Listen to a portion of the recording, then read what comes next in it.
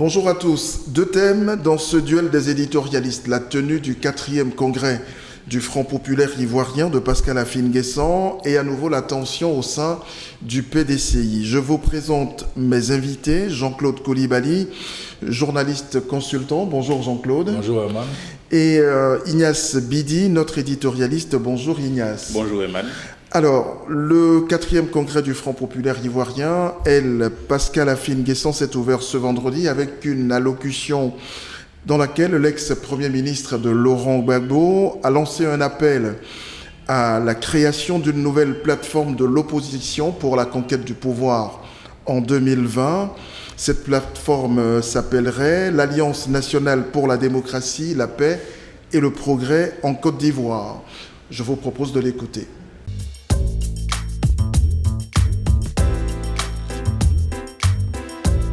Nous voulons une nouvelle espérance pour redonner à la Côte d'Ivoire son rayonnement, son prestige et sa fierté.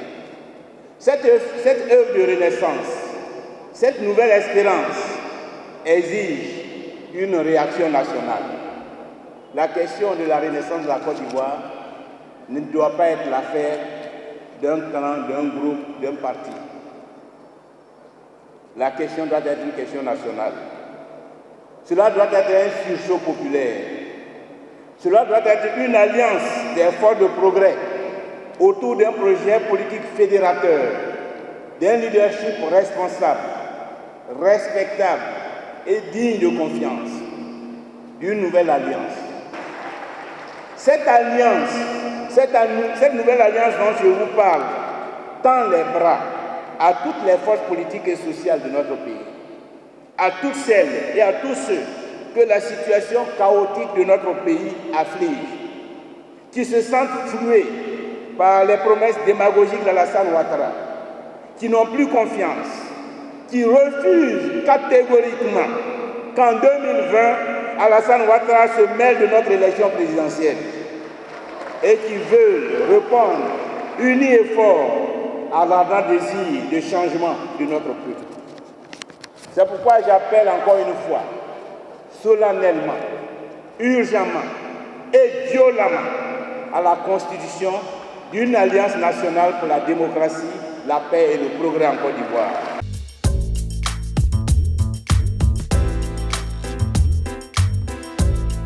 Alors, un appel à la création d'une grande plateforme face au parti unifié d'Alassane Ouattara. Est-ce possible enfin quand on sait que depuis 7 ans maintenant, cette opposition-là n'a mieux fait que de se fragiliser face au pouvoir RHDP. Jean-Claude Coulibaly.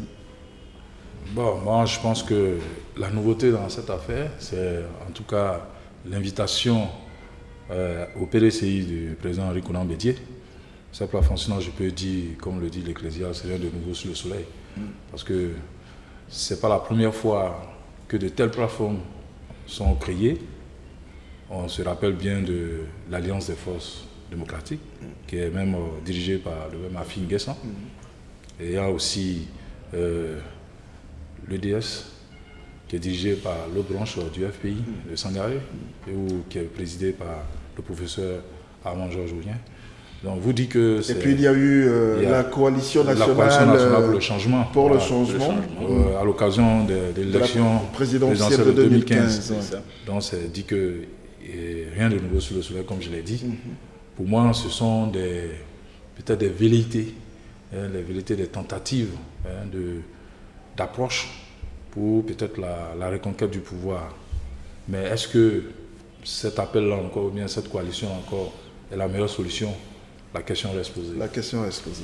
Alors, Ignace Bidi, qui pourrait prendre la tête de cette alliance-là, si ce n'est à Pascal Affi-N'Guessan lui-même?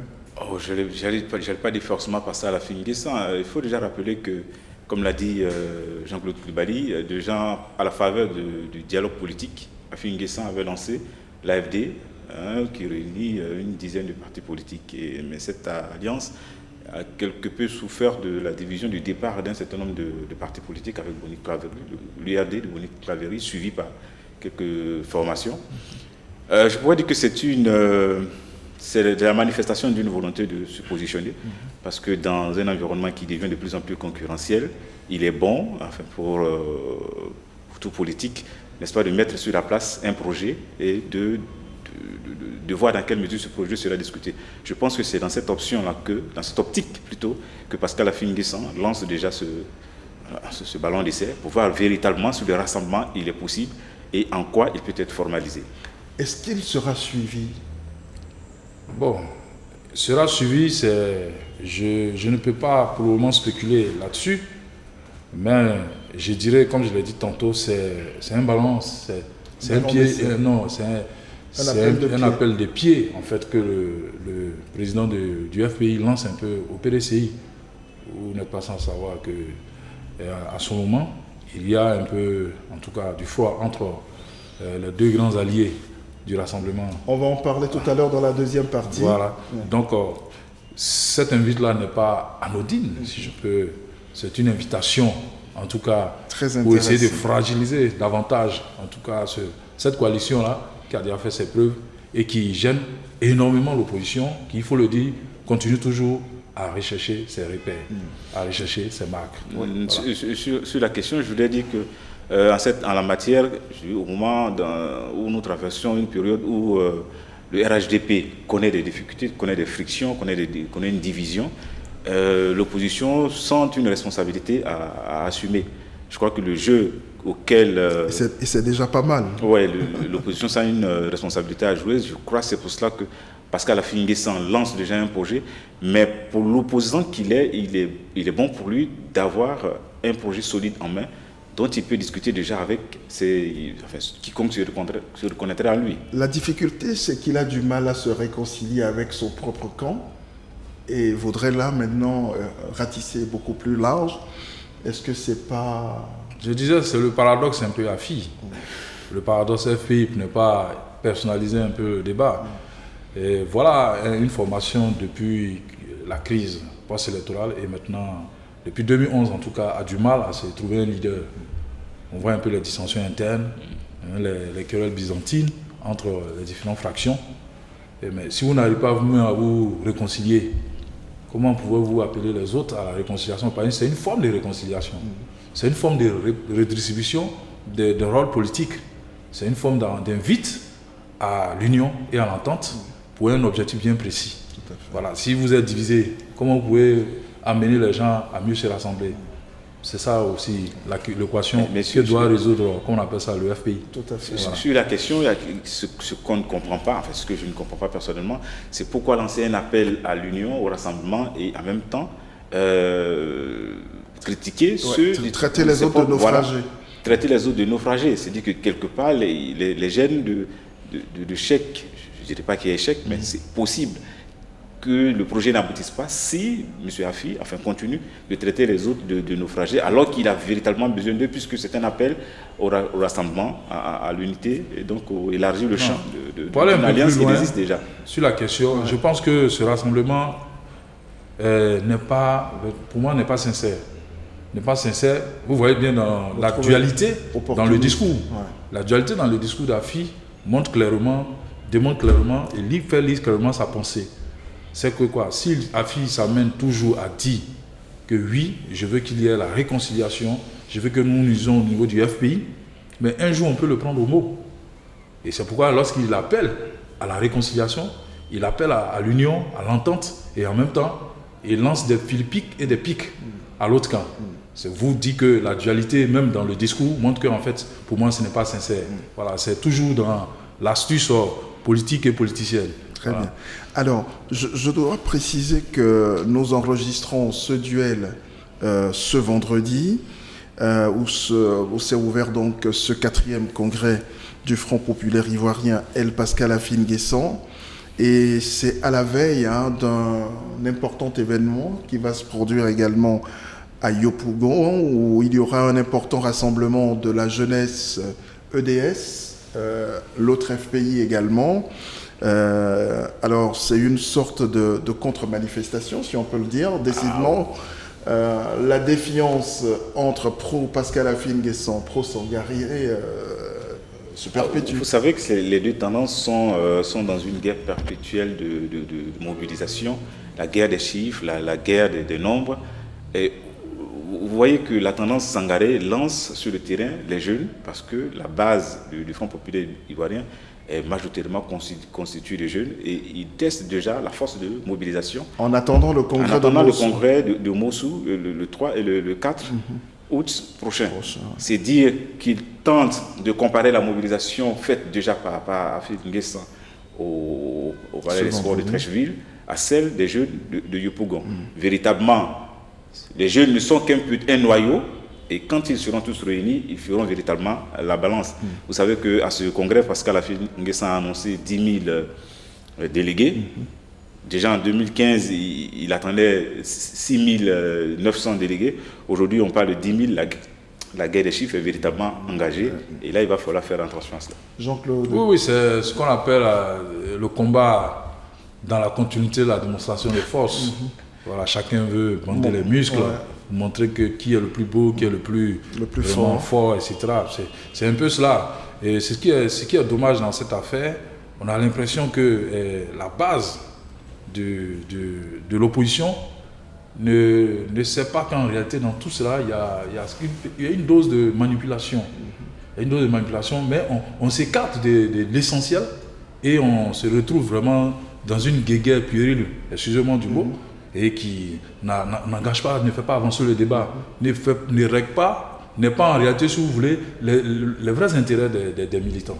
Aujourd'hui, les militants du FPI ont besoin vraiment d'un parti structuré fort, ont besoin d'un leader. Surtout. Avec l'absence de Laurent Gbagbo, ils ont besoin d'un leader pour pouvoir avancer.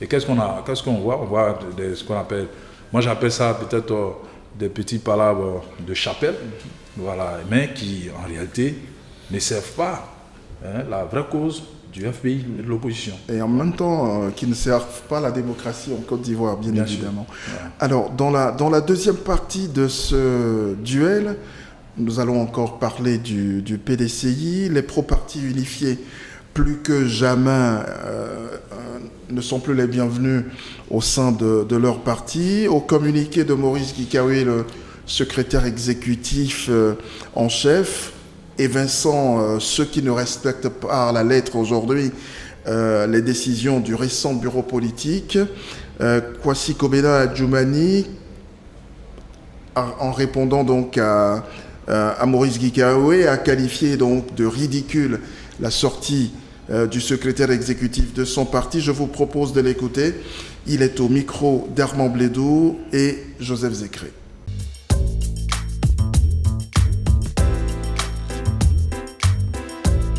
Au cours d'une conférence de presse tenue hier, dimanche 22 juillet 2018, M. Gikawe a décidé d'exclure et de radier 18 autres personnalités du PDCI-RDA sans se soumettre aux exigences élémentaires, aux dispositions réglementaires qui régissent notre parti, c'est-à-dire sans recours au conseil de discipline, sans brandir une décision signée du président du PDCI-RDA.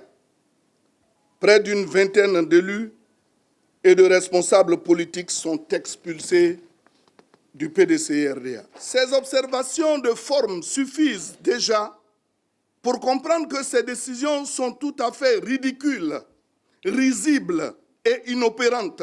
Elles sont nulles et de nul effet.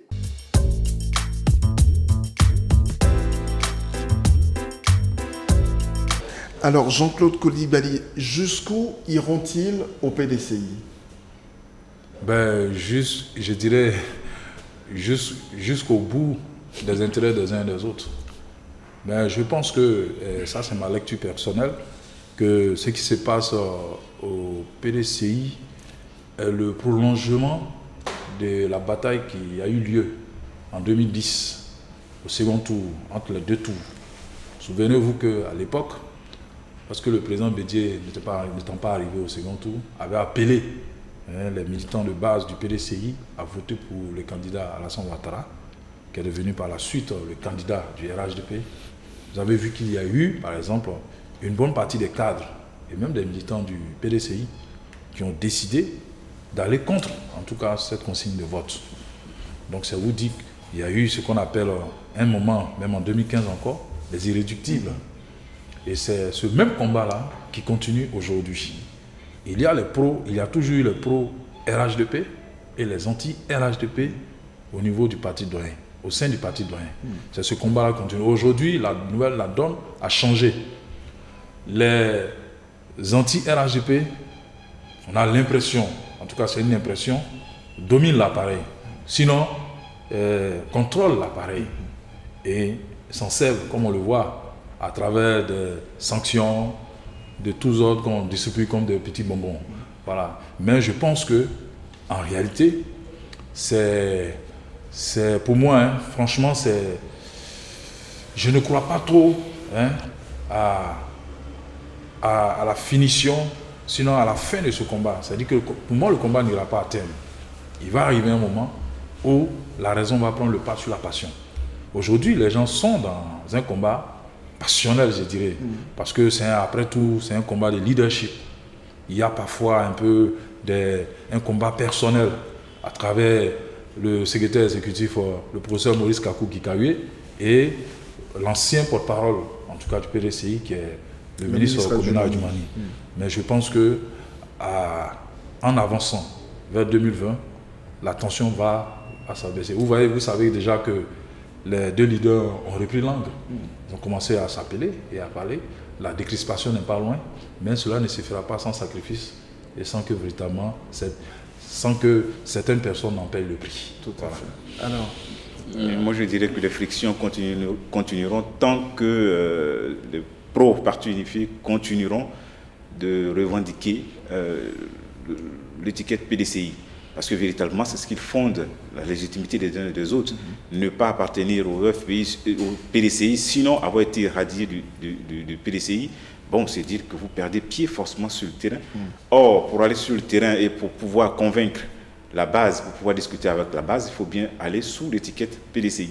Et je pense que tant que les uns et les autres se revendiquent du PDCI, le combat qu'ils ont engagé ne prendra pas fin jusqu'avant 2020. Est-ce qu'on peut imaginer que ce mouvement qui est né sur les traces de Fouré-Boigny finira en parti politique? C'est possible, parce qu'en politique, rien n'est impossible. On ne peut jamais, on dit jamais en politique, c'est possible. Mais je reste convaincu d'une chose. Vous savez, quand ce qui vous renforce, quand ce qui vous unit est plus fort que ce qui vous divise, vous finissez toujours par vous retrouver. Mais le PDCI et le RDR ont déjà fait l'expérience de la division. Et on connaît les conséquences pour les deux partis. On sait que ce que cela a donné. J'entends parler d'alliance avec le FPI, d'alliance avec les deux FPI. Mais tout le monde sait que c'est une alliance qui sera difficile à mettre en œuvre. Tout comme on voit la complexité de l'alliance RHDP aujourd'hui. Non, l'alliance RHDP, c'est pas comme s'il y a de la complexité. C'est-à-dire, moi j'appelle cela des quiproquos et des malentendus qui sont facilement surmontables lorsqu'on s'assoit et qu'on discute. Lorsqu'on utilise l'arme du dialogue, comme il faut le dire que l'arme des forts, on arrive tous à s'en sortir. Mais c'est différent, ça n'a pas vraiment le fossé car véritablement qu'on appelle ça la conception de la politique, la manière de voir entre le PDCI et le FPI. Voilà, c'est ça. Vous avez un parti de gauche qui a sa conception, qui a sa manière de voir la politique. Vous avez un parti de droite qui est libéral, qui a sa manière de voir la politique et qui a une essence, qui est l'oufoutisme, qui n'a rien à voir avec la refondation. C'est deux choses différentes. Maintenant, il y a certains caciques du pouvoir aujourd'hui, PDCI, qui pensent que pour reconquérir le pouvoir, comme ils le disent, quand bien on sait qu'ils sont au pouvoir, parce qu'ils cogèrent le pouvoir avec le RDR. Pour reconquérir le pouvoir, il faut forcément aucune alliance n'est à négliger. Même si on fait une alliance contre nature, bien sûr il faut s'allier le diable, il faut le faire. Mais j'estime que ça, c'est une erreur politique. Ça a été en tout cas expérimenté par le passé, on sait ce que ça a donné. Alors donc moi je pense que je suis optimiste à ce niveau-là. Je pense que les choses vont entrer dans l'ordre, dans la maison RHDP et tout ira mieux. Très bien. Donc vous croyez au parti unifié? Je crois au parti unifié. Je suis convaincu par la coalition des partis.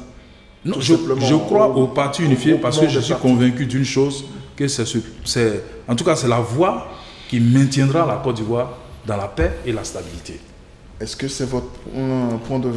Non, évidemment, ce n'est pas mon point de vue. Le parti unifié, déjà à la base, connaît beaucoup de difficultés. À quelle serait la valeur, n'est-ce pas, d'un parti qui aurait été formé par ceux qui ont été radiés du PDCI? Aujourd'hui, ce dont a besoin ce parti unifié, c'est justement un PDCI unifié, un PDCI homogène. Surtout un PDCI homogène parce que le PDCI est une force, parce que le PDCI a été au départ de l'alliance du RHDP. Mais partir avec un PDCI fragilisé, ou même avec des gens à qui la direction du PDCI retire la légitimité, c'est-à-dire le droit de répondre du PDCI, c'est déjà une faiblesse. Et je ne pense pas qu'en l'état actuel des choses, le parti unifié peut véritablement atteindre ses objectifs. Ce que je vais ajouter, c'est que les choses vont avancer. C'est ce que j'explique. Mon optimisme se base sur véritablement l'évolution des choses. Au plus tard. L'évolution des choses. Mais actuellement, il est clair que je ne nie pas qu'il y a des incompréhensions. Comme je le dis, il y a même pas, je dirais même un quiproquo entre ce qu'on appelle un peu la question de l'alternance et puis bon, les différents acteurs. Mais je dis, et je répète que je suis convaincu d'une chose. 2020, c'est dans 2 ans, ça va finir par se tasser, les choses vont entrer dans l'autre. Alors, parlons de ce parti unifié-là. Il y a eu une assemblée constitutive qui a porté à la tête de ce parti unifié le président Ouattara. Si le président Bédié revenait à de meilleurs sentiments, quelle serait sa place aujourd'hui dans ce dispositif? Non, d'abord, il faut rappeler que c'est au cours de l'Assemblée, les délégués ont émis un vœu, que ce soit le président Ouattara qui prenne la tête du nouveau parti unifié. Je dis bien un vœu, mais ce n'est pas encore acté, ce n'est pas encore confirmé. Ça, c'est d'un. Et de deux, dans tous les cas, quoi qu'on dise jusqu'à nouvel ordre, puisque en réalité, le parti unifié ne fait que commencer. Il y a une AG constitutive, l'Assemblée générale constitutive qui s'est faite. Il y aura le congrès, etc. Mais il n'en demeure pas moins, jusqu'à nouvel ordre, que le président Bédié demeure toujours le président du RHDP. Ce qui a été dit à l'Assemblée générale constitutive est un souhait, est un vœu, compte tenu de tout ce que vous savez, de tout ce qui se passe actuellement autour des choses. Mais rien n'est encore acté, rien n'est encore confirmé, rien n'est encore, si vous voulez, arrêté à ce niveau-là. Donc il ne faut pas se précipiter. Il faut, comme je l'ai dit toujours, il faut laisser le temps faire véritablement son effet. Voilà. Je crois qu'au sortir de cette Assemblée générale constitutive, il a été indiqué que le bureau qui a été mis en place est un bureau provisoire. Voilà. Mais bon, va-t-on tailler une place à la mesure du président Bédié? Je pense que c'est une façon pas trop bien indiquée d'inviter le président Bédié dans un RHDP dont le noyau est déjà constitué. Comprenez? Est-ce que vous voyez le président Alassane Ouattara qui a déjà pris la présidence, qui a accepté la présidence du parti unifié, j'allais dire se retirer pour remettre toutes les cartes en jeu afin que de nouvelles désignations soient faites? Peut-être que non, ça serait parce possible. Que déjà le RDS déjà lors de son dernier bureau politique avait demandé que ce soit le président Ouattara qui accepte de prendre, s'il te plaît, qui accepte de prendre la présidence du parti unifié. Mais ce qui a été fait, est-ce qu'aujourd'hui le président Ouattara va se dédier ou bien va accepter de lever le pied pour recevoir celui qu'il appelle son aîné, Henri Konan Bédié? Surtout que le président Bédié avait clairement indiqué que voilà, cette assemblée générale là ne l'intéressait pas. En plus de cela, au cours de cette assemblée générale constitutive, l'ambiance n'a pas été faite. L'ambiance jusqu'à aujourd'hui n'est pas faite pour accueillir le président Bédié. Vous savez, en plus de la musique qui a été jouée, mon associé qui m'a déçu, c'est vraiment pas, l'ambiance n'est pas véritablement propre à un accueil fraternel. Il ne faut pas regarder les détails car le diable est dans les détails. Sûr. Ce que je veux dire, lui-même, vous-même vous reconnaissez que c'est un bureau provisoire. Tout à fait, oui. Voilà. Et en politique, vous le savez, c'est-à-dire rien n'est impossible. Il y a la place pour tout le monde. Il y a toujours des arrangements, des gentlemen agreements pour permettre à tout un chacun de retrouver sa place dans un ensemble. Dans un premier temps, il y a une mouture qui a été mise en place, il y a une organisation qui est mise en place. Les autres sont convaincus que les autres prendront le chemin, le train en marche. Donc il ne faut pas... Moi je pense que tirer des conclusions actuellement serait tirer des conclusions... Ah non, ce n'est pas des conclusions. L'idéal aurait été que le président Alassane Ouattara accepte la présidence d'honneur, n'est-ce pas, pour que cette porte ouverte et cette main tendue là soit véritablement accessible par son frère Henri Konan Bédié. Alors, on va avancer dans le... De toute façon, le jour que le président Bédié viendra, il aura une place de choix au niveau du parti unifié. Parce que c'est lui le père du parti unifié. Parole de M. Jean-Claude Coulibaly. Alors le président Henri Konan Bédié, donc, on l'a dit il y a un moment à travers les sanctions, réaffirme donc son autorité sur ce parti. Et en même temps, il est très courtisé, je dirais même très sollicité par plusieurs personnalités aujourd'hui de l'opposition qui lui rendent visite. Jeudi, par exemple, il y en avait une bonne bagatelle de 5 à 6 personnalités des partis, soit de l'opposition, soit du RHDP. Du RHDP. Alors, est-ce que finalement, c'est pas autour de lui que pourrait s'organiser, si jamais la question du parti unifié n'était pas réglée entre le président Ouattara et le président Bédié, est-ce que finalement, c'est pas autour du président Bédié que pourrait s'animer une forme d'opposition face au président Ouattara? Non, moi je pense que tout le balai qui se fait actuellement à Daoukro, ce n'est pas quelque chose de nouveau. Depuis que le président Ouattara a décidé de gouverner la Côte d'Ivoire sous l'autorité morale du président Bédié, Daoukro est devenu une sorte de Mecque, de pèlerinage pour beaucoup de personnes. Donc moi je pense que ce qui se passe aujourd'hui, c'est le prolongement de tout ce qui s'est passé depuis les années... Mais c'est aussi le signe d'une tension. Non, pas une tension. C'est vrai que je ne dis pas qu'il n'y a pas de crispation. Ça, je l'ai toujours dit. Il y a certes quelques crispations, mais je suis convaincu d'une chose, que les deux leaders que sont le président Alassane Ouattara et le président Henri Konan Bédié vont se retrouver. Ils ont déjà commencé à se parler.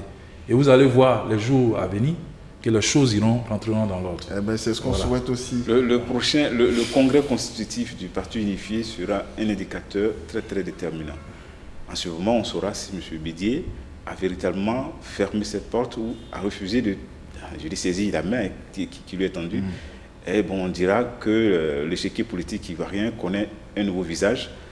D'un côté, le RHDP, parti unifié, et d'un autre, Henri Konan Bédié et les autres de l'opposition. Mais je crois qu'à jusqu'à preuve du contraire, comme il dit, le dialogue est toujours possible. Attendons que ce congrès constitutif se présente pour qu'on en tire véritablement des conclusions. Toute dernière préoccupation, cela veut dire que dans un cas comme dans l'autre, on va irrémédiablement vers la recomposition du paysage politique ivoirien? Oui, absolument. Vous savez que 2020, qu'on le veuille ou pas, c'est la fermeture d'un cycle. Qu'on le veuille ou pas, c'est la fermeture d'un cycle. Mais je dis, je reviens et je dis que on a déjà fait l'expérience de la division. On a déjà fait l'expérience, on a vu ce que ça donnait à la Côte d'Ivoire. Aujourd'hui, la voie là, ça nous indique le chemin de l'union. Et c'est ce qu'il faut faire en ce moment. Parce que si fatalement on réveille les vieux démons, il est clair que la Côte d'Ivoire va replonger dans la violence. Or, le président Ouattara et le président Bédié ont conscience de cela. Et c'est ça qui va véritablement faire la différence. C'est ce qui va primer sur toute cette cacophonie, sur tous ces petits palabres qu'on voit autour. Je pense que la raison triomphera. Alors, je dis, c'est ce que penserait, ou c'est ce que dirait le citoyen lambda, le citoyen ivoirien qui a vécu de bout en bout les différentes crises qu'a connues la Côte d'Ivoire. Mais que disent les partis les politiques eux-mêmes? Que disent les leaders eux-mêmes? Ceux qui se disputent le leadership, ceux qui entretiennent, des discours clair-obscurs, ceux qui affichent leurs ambitions pour 2020 et qui sont véritablement dans une concurrence pas possible. Je crois que c'est à eux que revient le dernier mot, pas aux citoyens ivoiriens qui ne décident pas à leur place. Aujourd'hui, la réalité est que les ambitions sont claires, sont affichées. Alors, comment comprendre que les Ivoiriens, la population veille que la situation ne dégénère pas, ne s'éclate pas demain, et que ces leaders-là ne s'entendent pas et ne parlent pas le même langage que la population. Je pense que là, il y a problème. Alors, on peut espérer, effectivement, comme il espère, tout Ivoirien espère, ne pas vivre ce qui s'est passé en 2010 et bien avant en 1999. Mais je pense que tant que les politiques sont figés sur leurs positions, on ne peut pas mieux faire que de croiser les doigts. Nous allons refermer ce duel des éditorialistes et puis je vous dis à la semaine prochaine.